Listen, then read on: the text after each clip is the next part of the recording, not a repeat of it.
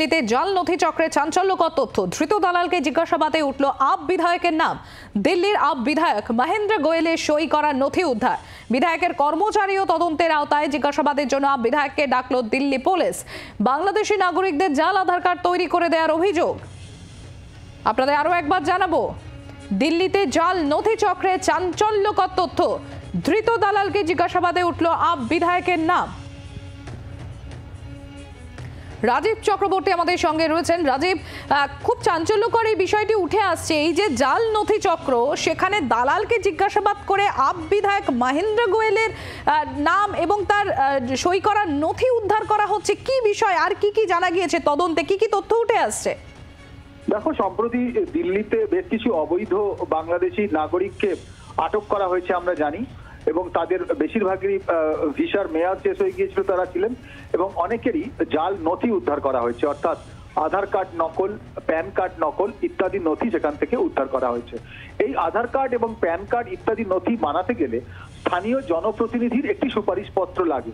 সেই সুপারিশপত্রটি কিন্তু আটক করা হয়েছে। সেখানে জানা যাচ্ছে যে দক্ষিণ দিল্লির আম আদমি পার্টির বিধায়ক মহেন্দ্র গোয়েল তিনি সই করেছেন, আর সেই কারণেই তাকে দিল্লি পুলিশের বিশেষ শাখা তাকে নোটিশ জারি করেছে, এবং তিনি রিঠালা থেকে জয়ী বিধায়ক। বেশ কয়েকজন বাংলাদেশি যারা ভারতে এসে বসবাস করছিলেন, বিশেষত দক্ষিণ দিল্লি এলাকায়, তাদের কাছ থেকে নথি উদ্ধার হওয়ার পর জানা গিয়েছে সেই নথিগুলি বানাতে আপ বিধায়ক সাহায্য করেছেন। আর রাজীব, এখানেই একটা প্রশ্ন উঠে আসছে, সামনেই দিল্লির বিধানসভা নির্বাচন 5 তারিখ ফেব্রুয়ারি, তার আগে এই ধরনের তথ্য সামনে আসা, এটাতে কি এই নির্বাচনে আপের উপর কোনো প্রভাব পড়তে পারে? অবশ্যই আপের উপর একটা রাজনৈতিক চাপ তৈরি করার একটা চেষ্টা বলে অভিযোগ করা হচ্ছে, যেখানে বলা হচ্ছে যে বিজেপি তাদের রাজনৈতিক স্বার্থে দিল্লি পুলিশকে ব্যবহার করছে, এবং সেই কারণেই আচমকা বাংলাদেশিদের ধরপাকড়, এখানে বাঙালি ভাষাভাষীদের নথি যাচাই করা এবং কোথাও না কোথাও জড়িয়ে দেওয়া নামটি। তার কারণ জনপ্রতিনিধিরা এই ধরনের নথি তৈরিতে, অর্থাৎ পরিচয়পত্র তৈরিতে তারা রেসিডেন্সিয়াল সার্টিফিকেট দিয়ে থাকে।